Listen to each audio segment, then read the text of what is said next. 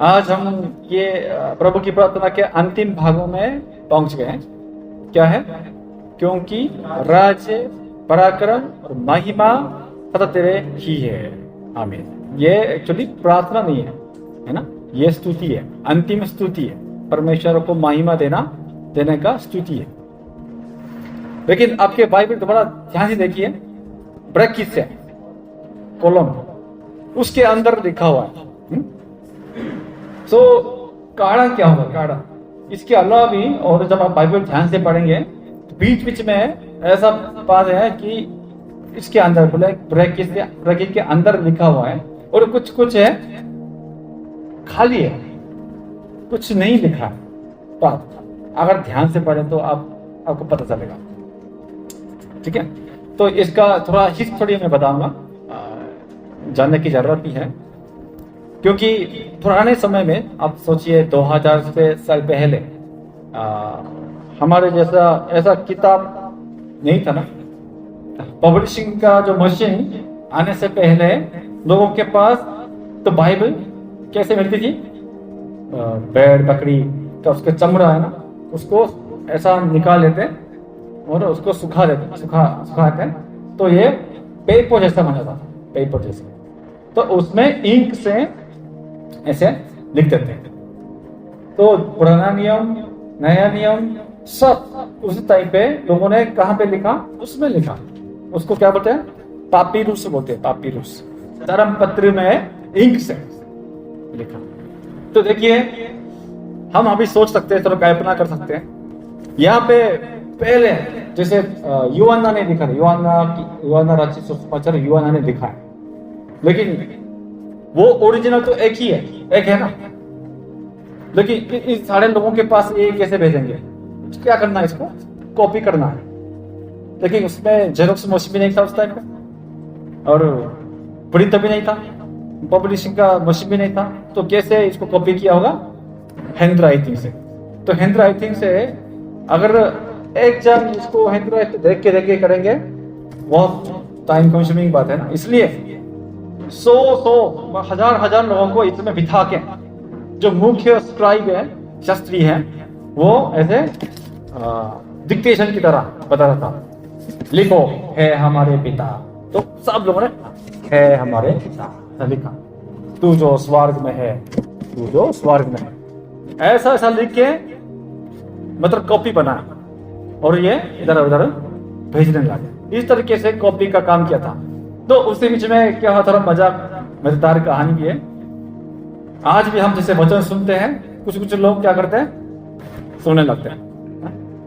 तो उस टाइम पे जब वचन लिख पाते थे, तो आदि में परमेश्वर ने आकाश और पृथ्वी की सृष्टि की 99 लोग सब सही से लिख रहे थे, लेकिन एक को क्या आ गया, सही से नहीं सो पाया उस पिछले रात को, तो नींद आया।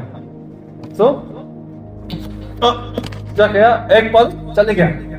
तो एक ही वजह से वो नहीं कर सकते ना, तो इसको नहीं लिख पाया, और नेक्स्ट इस तरीके से जाके और कुछ गलत भी सुना है ना, गलती से। सो आदि में परमेश्वर ने आकाश पृथ्वी की सृष्टि की। क्या की? सृष्टि स्त्री की। तो इस तरीके से लिखा। सो जो कॉपी में कुछ मिस्टेक भी होता है। ठीक है, ओरिजिनल में कोई भी मिस्टेक नहीं है, लेकिन इसको जब कॉपी करते समय लोगों की जो कमजोरी की वजह से जो मिस्टेक थी। तो अभी किसी के पास भी ओरिजिनल नहीं है। अभी बहुत पुराने समय के बाद, मतलब सब ओरिजिनल लिखने के बाद, लोगों ने इधर उधर से अलग अलग कॉपी डुप्लीकेटिव जो बाइबल मिला, और इसको इकट्ठा किया और कंपेयर भी किया। तो क्या है? अरे कुछ कॉपी में ये लिखा है, क्योंकि राज पराक्रम महिमा तेरे ही है, आमीन, ये लिखा है। कुछ कॉपी में नहीं लिखा। ये क्या है? लिखा है या नहीं लिखा है, लेकिन बहुत सबसे पुराना में नहीं लिखा, सबसे पुराना वाला कॉपी में नहीं लिखा है, लेकिन उसके बाद में जो फाउंड हो गया उसमें लिखा है। तो इसमें काफी डिबेट चल गया ये इसको हटाना है या इसको ऐड करना है या किसने लिखा, मतलब बहुत डिबेट चला, मालूम नहीं, कोई भी नहीं जानता बाइबल का ये मूल पत्र जैसे ओरिजिनल क्या है। बस उसकी कॉपी उधर उधर उधर उधर उधर से मिलती है, तो उसको हम कंपेयर करते करते पता नहीं, इसलिए हम ब्रैकेट्स के अंदर डालते हैं, ब्रैकेट डाल दिया। तो आजकल हम लोग सब क्या करते हैं, इसको मानते हैं, क्योंकि उस टाइम पे ना यहूदी लोग जो भी प्रार्थना करते थे, तो हर प्रार्थना के बाद हमेशा ये क्या करते थे, अंतिम स्तुति करते थे, मतलब परमेश्वर का महिमा गान गाते थे, महिमा महिमा महिमा। उसके बाद आमीन, आमीन का मतलब क्या है, आमीन मतलब सच्चा है, मतलब मैं विश्वास करता हूं ये सच्चा है, ये है, ठीक है। इसलिए आमीन बोलना इतना महत्वपूर्ण है। अगर किसी की प्रार्थना सुन के अगर आप भी आमीन बोलेंगे तो उनकी प्रार्थना आपकी प्रार्थना, ऐसा हो जाए, ठीक है। सो हम भी आजकल के बहुत सब ऑलमोस्ट लगभग ऑलमोस्ट चर्चिस के अंदर ये सब माना जाता है कि ये परमेश्वर का वचन, ठीक है। सो हम भी इसको अर्थी में सीखेंगे, क्योंकि राज पराक्रम और महिमा सदा तेरे ही है, आमीन। क्योंकि इसके वचन के कॉन्टेक्स्ट के अनुसार भी ये बिल्कुल सही है, सो हम इसको फॉलो करें। देखिए, क्योंकि राज पराक्रम और महिमा सदा तेरे ही है, इसमें अब तक जो हमने जो सीखा था है हमारे पिता से लेकर हमें परिश्रम वाला बुराई से बचा, यहाँ तक जो जितना जो प्रार्थना है वो सब इसके अंदर शामिल है, ठीक है। या एक समरी मान ली, जैसे तेरा राज आए, हमने ये सीखा था ना, ये भी प्रार्थना किया था ना, तो ये भी क्या लिखा हुआ है, क्योंकि राज तेरा है, तेरा ही है, और तेरी इच्छा जैसे स्वर्ग में पूरी होती है वैसे पृथ्वी पर भी हो। ये भी राजा परमेश्वर का है ना, राजे किंगडम परमेश्वर का है ना, देश परमेश्वर का है ना, इसलिए परमेश्वर की मर्जी पूरी हो। और हमें दिन भर की रोटी आज हमें दे। परमेश्वर के पास सामर्थ्य है, पावर है, शक्ति है, हमें रोटी प्रदान करने का सामर्थ्य परमेश्वर के पास है। इसलिए हम परमेश्वर से विनती करते हैं, दिन भर की रोटी मन्ना हमें बरसात। और जिस प्रकार हमने अपराधों को क्षमा किया वैसे हमारे अपराधों को भी क्षमा कर। हमें पापों की क्षमा केवल कौन कर सकता है, परमेश्वर कर सकता है।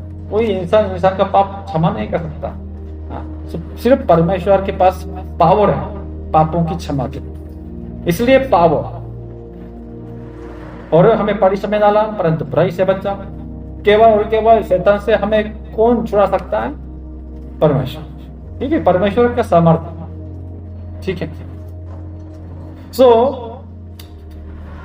ये जो है राज पराक्रम और महिमा सदा तेरे ही है, इसका मतलब यह है, मकसद भी यह है कि हमें प्रभु की प्रार्थना क्यों करनी है परमेश्वर से, इसका मकसद, इसका कारण है, ठीक है। क्योंकि से शुरू होता है ना, क्योंकि का मतलब हमें ये प्रार्थना क्यों करना है, क्योंकि राज पराक्रम और महिमा सदा देखेंगे। पहला राज का मतलब क्या, राज का मतलब क्या, राज सुनते ही हमें मतलब क्या दिमाग में क्या आना है, राज का मतलब उसका शासन प्रभुता। राजे का मतलब है शासन। सो हमने ये भी सीखा था कि तेरा राज आए, ये बहुत शर्मनाक प्रार्थना है। मतलब एक देश है ना, अपने देश का जो अधिकार को किसी और देश को दे रहे हैं, बहुत शर्मनाक प्रार्थना है मेरे ब्रदर। हमारे देश में कोई भरोसा नहीं है, अब आके हमारे देश को प्रभुत्व करो, आप हम भी अमेरिकन बन जाएंगे। खुश है ये? खुश की प्रार्थना नहीं है ना, शर्मनाक प्रार्थना। अगर इस देश में कोई भी अच्छा लीडर नहीं होने के कारण अगर हम सब चुनाव करेंगे और 100% ऐसा अग्री हो जाएंगे कि हमारे देश को अभी किसी दूसरे देश में हैंडओवर कर देंगे, तेरा राज्य आए और इसका अधिकार सोवरेनिटी को पूरा ले ले, ये बिल्कुल शर्मनाक प्रार्थना। तो परमेश्वर तेरा राज्य मेरे अंदर आए का मतलब मैं एक देशी हूं, मैं एक राजा हूं, मैं अभी अपने आप पर बिल्कुल भी ट्रस्ट नहीं कर सकता, मैं इसको फायर करता हूं और तेरा राज्य शासन आए, तेरा गवर्नमेंट आए और मुझे अपना देश बना, ये प्रार्थना। ठीक है, सो मेरा अधिकार, मेरा सोवरेनिटी को मैं गिव अप करता हूं, सरेंडर करता हूं। देश, मेरा देश पूरा आप देना, अपने जीवन को पूरा परमेश्वर को देने की प्रार्थना है। और अगर मैं परमेश्वर का राजा बन गया, परमेश्वर का देश बन गया, तो अभी से मेरी मर्जी नहीं है, मेरा जीवन का मालिक कौन है? मैं नहीं हूं। अब तक मेरी मर्जी मैं डिसाइड करता था, मैं फैसला करता था, अच्छा मैं ये करूंगा, ये करूंगा, ये करूंगा, ये करूंगी, ये करूंगी, मैंने डिसाइड किया था। लेकिन अभी देश चेंज हो गया, देश का जो मालिक चेंज हो गया, राजा चेंज हो गया ना, तो डिसाइड कौन करेगा? राजा करेगा। तो राजा की मर्जी है, मेरी मर्जी नहीं है, इसलिए तेरी मर्जी है, तेरी इच्छा जैसी स्वर्ग में पूरी होती है वैसे मेरे अंदर में भी हो, ये प्रार्थना जरूर है, क्योंकि राज्य के अंदर ये मीनिंग शामिल है। दूसरा पराक्रम, पराक्रम का मतलब पावर है, पावर इंग्लिश में पावर है। For thine is the kingdom and the power and the glory, the power, सामर्थ्य। सामर्थ्य किसके पास है? परमेश्वर के पास। हमें दिन भर की रोटी देने की सामर्थ्य केवल और केवल परमेश्वर। समय समय पे बारिश नहीं देंगे तो हमारा कोई फसल सब खराब हो जाए, खेती सब खराब हो जाए। परमेश्वर ने समय समय पे बारिश दे दिया, समय समय पे सूरज दे दिया, ताकि हम हमारा किसान क्या करता है, अगर बारिश ना हो या सूरज ना हो, किसान कुछ भी नहीं कर सकता, परमेश्वर संभालता है। सो हमें कुछ ना कुछ खिलाने का, अगर जाल डालेंगे समुद्र में मछली खाने के लिए, लेकिन कुछ भी नहीं है, परमेश्वर सब उसको हटा देगा, तो हम कुछ भी नहीं खा सकते ना। सब कुछ परमेश्वर की सामर्थ्य के द्वारा हमें हर दिन की रोटी, उस दिन की जरूरतों को पूरा कर सकते हैं। पापों की क्षमा केवल और केवल परमेश्वर कर सकता है।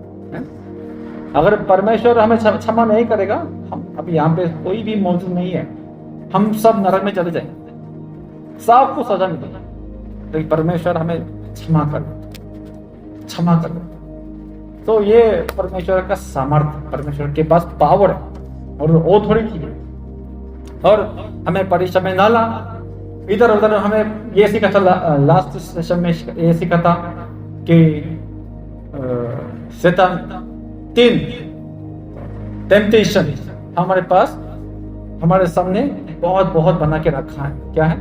शरीर की अभिलाषा, आंखों की अभिलाषा, जीविका का घमंड। ये 3 ट्रैप हमारे सामने बहुत रास्ते में करके हमें फिशिंग कर रहा है शैतान पकड़ने के लिए। बहुत लोग आंखों की अभिलाषा में पड़ जाता है, बहुत लोग शरीर की अभिलाषा में अपने लस्ट को पूरा करने के लिए पड़ जाते हैं, और जीविका घमंड, बहुत घमंडी होके घमंड बन जाते हैं, परमेश्वर से बिल्कुल अलग हो जाते हैं, सब कुछ जानता है। तो शरीर की अभिलाषा, जीविका का घमंड, आंखों की अभिलाषा, उसके साथ जो समुद्र से आया हुआ पशु क्या है? अंतिक्राइस्ट, परसिक्यूशन की मदद से। और जो पृथ्वी से आया हुआ पशु क्या है? झूठा भविष्यद्वक्ता, गलत शिक्षा से हमें फंसाने के लिए, फार खाने के लिए बहुत अभी भी ट्राई कोशिश कर रहा है। यहाँ से कोई भी नहीं बच सकते हैं, हम सब हर दिन पड़ जाते हैं उस पाप में, उस कमजोरी के कारण। सो हमें ये प्रार्थना करनी है। किससे? कौन हमें मदद करेगा?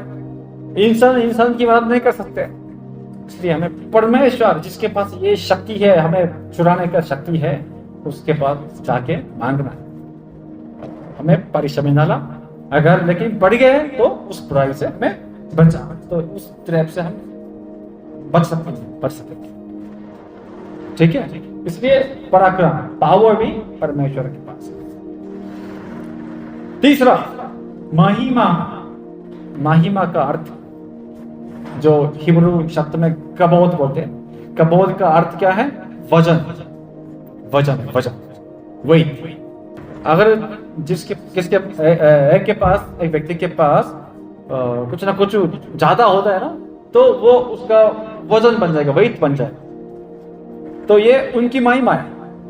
फॉर एग्जाम्पल, अगर किसी के पास पैसे जो ज्यादा है, पैसेदार है, करोड़पति है, करोड़ रुपए ज्यादा, तो उसके पीछे, जब उसको देखते ही उसके पीछे क्या दिखेगा? पैसे दिखेगा, पैसे। तो ये पैसे उनकी महिमा है। और किसके पास बहुत बड़ा कंपनी है, वो मेरा कंपनी बहुत बड़ा है, तो उसको सोचते ही, देखते ही उसके पीछे क्या दिखेगा? उसकी बड़ी कंपनी दिखेगी। तो ये उनकी महिमा है। जिसके पास बहुत बच्चे हैं, कितने बच्चे? 10 बच्चे हैं, और 10 बच्चों के द्वारा और शादी करके और बच्चे हो गए ना, तो उनको देखते ही उनके पीछे उनके बहुत बच्चे, उनकी महिमा है। और जिसने बहुत परिश्रम करके स्टडी, बहुत पढ़ाई अच्छे से किया है, तो डिग्री, डॉक्टर का डिग्री भी 2, 3, 4 है, और बहुत ज्ञानी है, सब कुछ ज्ञान। तो ये गुरुजी है, गुरुजी। देखते ही उनके पीछे क्या दिखेगा? ज्ञान का, उनका बहुत नॉलेज दिखेगा। तो ये उनकी महिमा है।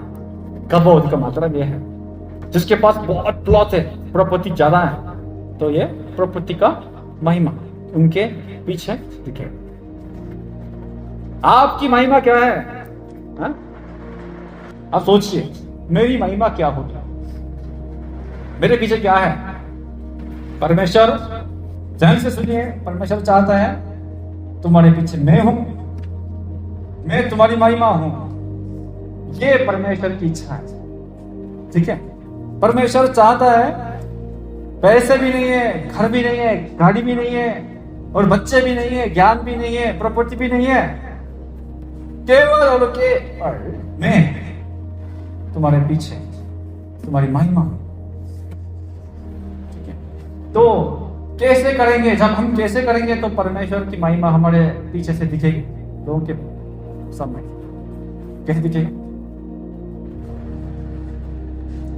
देखिए, जिसके पास बड़ी कंपनी है ना, वो हर दिन बहुत बिजी है कंपनी के काम से ना, हर दिन फोन से हाँ ठीक है ना, ओके, तो दूसरे कोई पर बहुत व्यस्त है।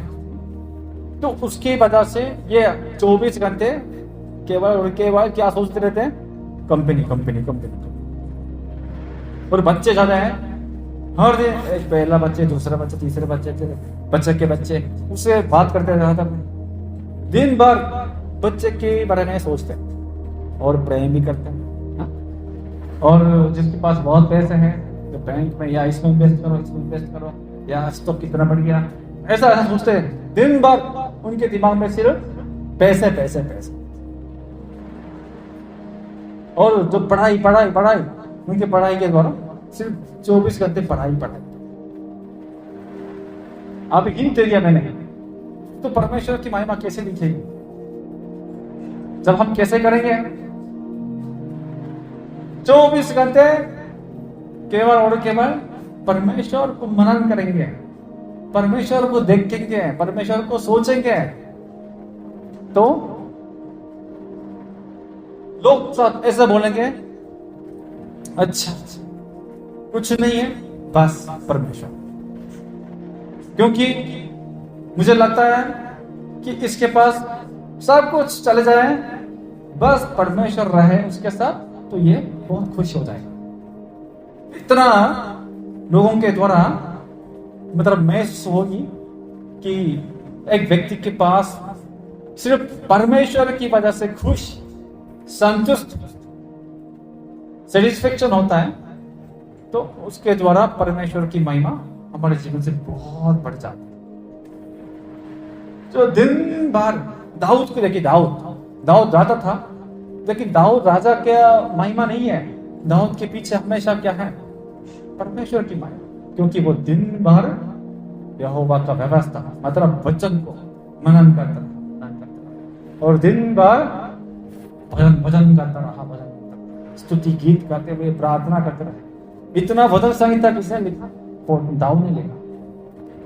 दिन भर परमेश्वर के बारे में हम सोचेंगे, परमेश्वर को जानने के लिए हम इच्छा करेंगे, दिल करेंगे, और उनसे हम बातचीत करेंगे, उनसे हम बहुत खुशी होकर स्तुति गीत गाएंगे, तो हमारे जीवन में सांसारिक चीजें बिल्कुल जगह नहीं हो पाएगी, जगह नहीं मिलेगी यहाँ रहने के लिए, क्योंकि संसार बहुत कोशिश करता है, शैतान भी बहुत कोशिश करता है, मुझसे तृप्त हो जाओ, मुझसे तृप्त हो जाओ, पैसे से तृप्त हो जाओ, पैसे से या इससे तृप्त हो जाओ, या बच्चों से तृप्त हो जाओ, प्रॉपर्टी से तृप्त हो जाओ। लेकिन हम क्या करेंगे? अगर परमेश्वर से तृप्त हो जाएंगे तो क्या हो रहा है? इसको फेंक देंगे, जाओ, मेरे जीवन में कोई भी खुश नहीं है इससे, मेरा खुशी केवल और केवल यीशु मसीह से। यीशु मसीह होगा बस, इनफ, काफी है, कुछ और नहीं चाहिए। जब हम अपने दिल से ऐसा अंगीकार करेंगे तो हमारे पीछे में परमेश्वर की महिमा, यीशु की महिमा, बहुत बहुत बड़ी बड़ी महान महिमा चमकेगी। ठीक है, इसलिए परमेश्वर हमें ये प्रार्थना करने के लिए सिखा रहा है कि प्रभु की प्रार्थना आप हर दिन करते रहोगे तो तुम्हारे जीवन में मेरी महिमा प्रकट हो जाएगी। जैसे जैसे हम इस प्रार्थना को दोहराएंगे और करेंगे ना, तो परमेश्वर हमारे द्वारा महिमा मिलती है, परमेश्वर खुश हो जाते हैं परमेश्वर। ठीक है, सो हमें हर दिन प्रभु की प्रार्थना करनी है। कौन कर रहा है अभी आजकल प्रभु की प्रार्थना से? प्रार्थना डेली, यस, बहुत अच्छा। तुम इस रीति से प्रार्थना किया करो, यीशु ने स्पष्ट बोला, लेकिन क्यों नहीं कर रहे? हमने ये सीखा था, जो मसीह के पास तीन खजाने हैं जो परमेश्वर ने हमें दिया है। क्या है? पहले विश्वास, प्रेम, आशा। विश्वास, प्रेम, आशा। हमने प्रभु प्रेरितों का विश्वास सीखा था पहले। क्या है ये? हमारा विश्वास है, मैं विश्वास करता हूं, क्या सारे ना, एक विश्वास था। और उसके बाद हमने क्या सीखा था? 10 आज्ञाएं। 10 आज्ञाएं क्या है? प्रेम है, परमेश्वर से प्रेम, लोगों से प्रेम। ठीक है, तो एक शब्द में क्या है? प्रेम। क्या करना है? प्रेम करना है। तो विश्वास हो गया, प्रेम हो गया, क्या रह गया था? आशा, यानी इसको विजन भी बोलते हैं, विजन, दर्शन। तो ये प्रभु की प्रार्थना हमारा विजन है। ठीक है, एक कोई भी एक टीम है ना, टीम ग्रुप है, उसके पास अगर लक्ष्य या विजन नहीं होगा तो ये कभी भी एक नहीं बन सकता है। ठीक है, क्रिकेट टीम सोचिए, क्रिकेट टीम में अगर लक्ष्य नहीं होगा, इस मैच में जाके हम जीतेंगे, ऐसा लक्ष्य है ना, हा? और हम इंटरनेशनल मैच में जाके भी या कम से कम थर्ड के अंदर जाएंगे, ये लक्ष्य है। तो उस गोल के लिए ये एक बन जाता। पति पत्नी भी प्रेम करने से अच्छा लगा तुमको, एक दूसरे को अच्छा लगा, इसलिए क्या कर रहे हैं? शादी भी कर रहे हैं।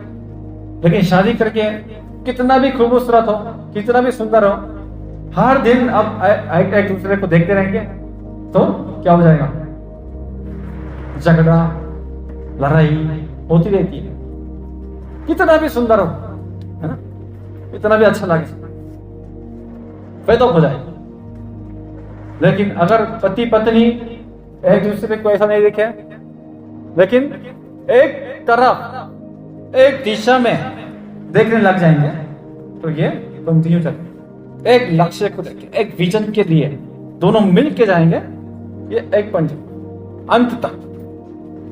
मनुष्य कमजोर होता है, इसलिए एक दूसरे को देखने के बजाय जब हम एक ही दिशा में देखते हैं, एक ही दृष्टि रखते हैं, तभी हम साथ में मुश्किलों को भी पार कर सकते हैं और आगे बढ़ सकते हैं।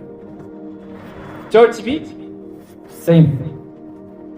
हम कितने भी अच्छे भाई है, अच्छे बहन है, अगर हम एक दूसरे को देखते रहेंगे, इनके बारे में सोचते रहेंगे, ये क्या है, ये कैसे है, ये कैसे है, सोचते रहेंगे, जरूर यहाँ पे झगड़ा आएगा, ईर्ष्या आएगा और समस्या उत्पन्न होगा। लेकिन अगर चर्च के अंदर एक विजन होगा, एक दर्शन होगा, तो हम उसके द्वारा एक बन सकते हैं। त्रिएक परमेश्वर के बारे में हमने सीखा था प्रेरितों के विश्वास में। त्रिएक परमेश्वर, पिता, पुत्र, पवित्र आत्मा। पिता परमेश्वर, पुत्र यीशु मसीह, पवित्र आत्मा, ये तीनों एक हैं, बिल्कुल एक है। कैसे एक है? उनका सोचना, उनका विचार, उनका मान, उनका दिल, उनकी इच्छा, सब एक है। उनका विजन भी एक है। पिता हमसे प्रेम करता है, पुत्र यीशु मसीह भी हमसे प्रेम करता है, पवित्र आत्मा भी हमसे प्रेम करता है। इसलिए इन्होंने एक मन होकर डिसाइड किया कि हम हमें बचाएंगे।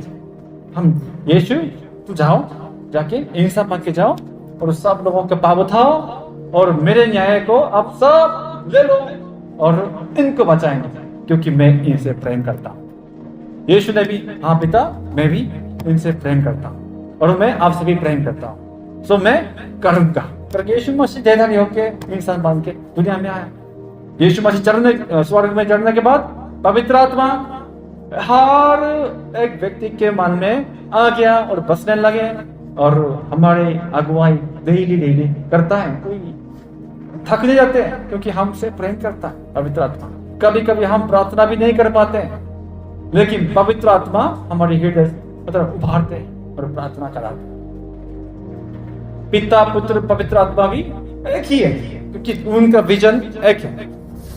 ठीक है, तो यूहन्ना 17:11 में ये लिखा है, मैं अब जगत में न रहूंगा परंतु ये जगत में रहेंगे और मैं तेरे पास आता हूं।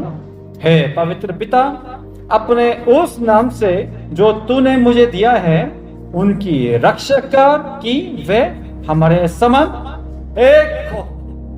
ये यीशु की आखिरी प्रार्थना है।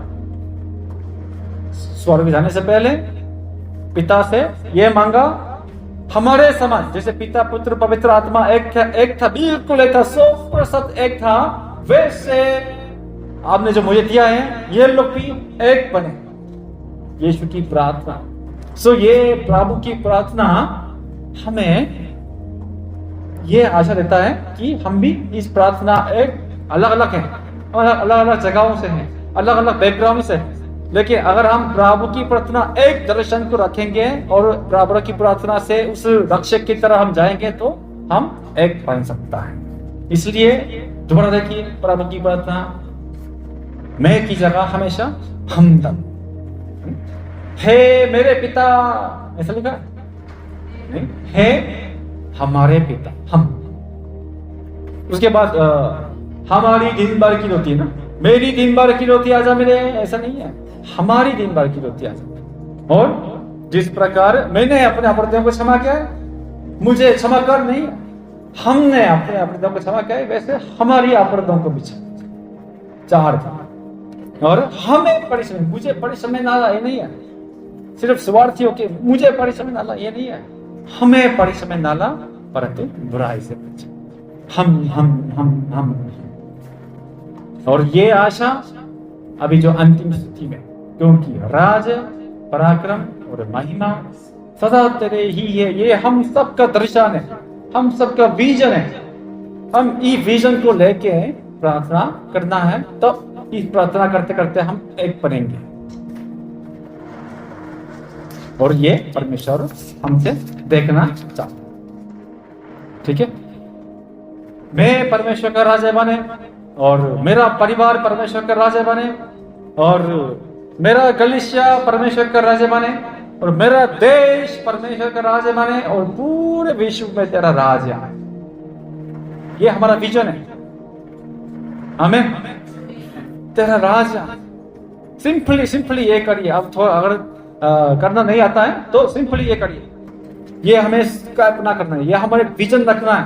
पूरे विश्व में परमेश्वर का राज्य आने का दर्शन ये हमारे पास होना चाहिए। यीशु ने हमें दिया है, सिखाया। और सब पराक्रम, पावर, अथॉरिटी, अधिकार किसके पास है? परमेश्वर पर है। इसलिए हम सब परमेश्वर पर निर्भर रहेंगे, डिपेंड करेंगे। परमेश्वर से मिलता है सब कुछ, इसलिए हम सब परमेश्वर पर भरोसा रखें और याद करेंगे कि हमें किस लिए बनाया गया? परमेश्वर की महिमा, अपनी महिमा नहीं है, परमेश्वर की महिमा के लिए बनाया। ठीक है, परमेश्वर की महिमा के लिए बनाया। लेकिन किसकी महिमा के लिए अभी जी रहे हो? किसकी महिमा के लिए आप सोच रहे हो? 24 घंटे आपका सबसे ज्यादा इंटरेस्ट अभी कहां चल रहा है? आपके जीवन से परमेश्वर की महिमा अभी दिखती है क्या? ये विजन है हमारा। परमेश्वर ने हमें इसलिए बनाया, मेरी महिमा करो, मेरी महिमा प्रकट करो, संसार में जाओ और मेरी महिमा प्रकट करो। ज्योति और नमक के समान मेरी महिमा प्रकट करो। आपको देखते ही लोग सोचेंगे ये इसके साथ परमेश्वर है और ये बहुत खतरनाक है। हम किसी से भी, मैंने बहुत ट्राई किया था इसको संसारिक प्लेजर देके खुश करने के लिए, क्योंकि ये कभी खुशी नहीं होते।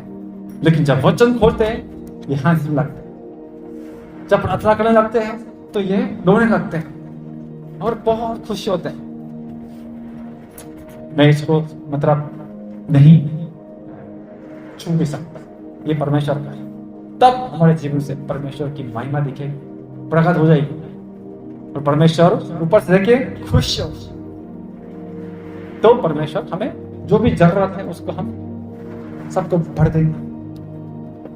इसका मजा लेना है। परमेश्वर के बारे में ज्यादा सोचिए।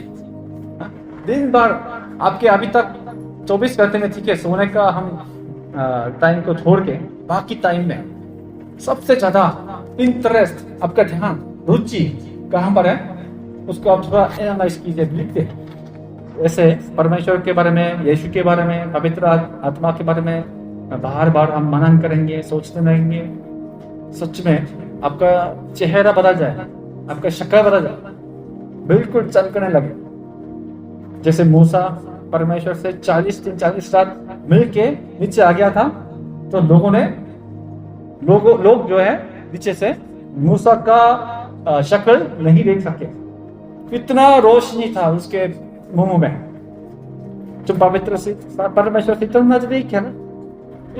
मतलब 40 दिन 40 रात केवल और केवल परमेश्वर से संगति किया और फिर नीचे आ गया, तो लोग उसके मुंह भी नहीं देख सके।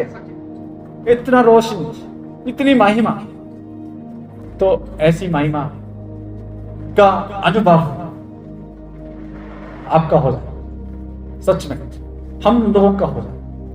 हम हर दिन प्रभु की प्रार्थना करते हुए इस विजन के और करीब आते जा रहे हैं। तो हर दिन ये प्रार्थना करते रहिए। इस प्रभु की प्रार्थना से सच में हम पूरे मंडली एक हो जाए और हम प्रभु यीशु मसीह को धन्यवाद करेंगे कि इतना सुंदर प्रार्थना हमें सिखाया और ऐसा बनाया कि हम प्रार्थना कर सके। और उन्होंने हमें आत्मिक रूप से लगातार परमेश्वर से जोड़ा हुआ रखा है। जो इस प्रार्थना को नहीं करते हैं वे उस उपहार को बिना खुले कमरे के एक कोने पे छोड़ देने के समान। परमेश्वर ने उपहार दे दिया, लेकिन खोला भी नहीं है, रखा है, रख छोड़ा। प्रार्थना खोलिए, ये परमेश्वर की ओर से उपहार है आपके लिए। खोलिए, खोल के खाए, तृप्त हो जाए। हर दिन अगर हो सके इस प्रार्थना, प्रभु की प्रार्थना से हर दिन सबसे अच्छा टाइम, जो जैसे दिन को शुरू करने से पहले सुबह आंखें खोलते ही बैठ के या खड़े होके या चलते भी प्रभु की प्रार्थना से एक घंटा आप प्रार्थना करके आप अगले संडे गवाही दे दीजिए, क्या चेंज आई। प्रभु की प्रार्थना से अगर हम सही से प्रार्थना, प्रभु के मीनिंग को सोचते सोचते प्रार्थना करेंगे तो एक घंटा भी काम लगेगा, एक घंटा भी कम है। इसमें हम मध्यस्था प्रार्थना बहुत कर सकते हैं। इसके अंदर प्रभु तेरा राजा है, तेरा राजा है, तेरा राजा है, तेरा राजा है, एक एक को याद करते करते करते प्रभु की तेरा राजा है, तेरा राजा है, तेरा राजा है, तेरा राजा है। बहुत टाइम की जरूरत होगी, लेकिन मिनिमम एक घंटा प्रभु की प्रार्थना से आप प्रार्थना कीजिए।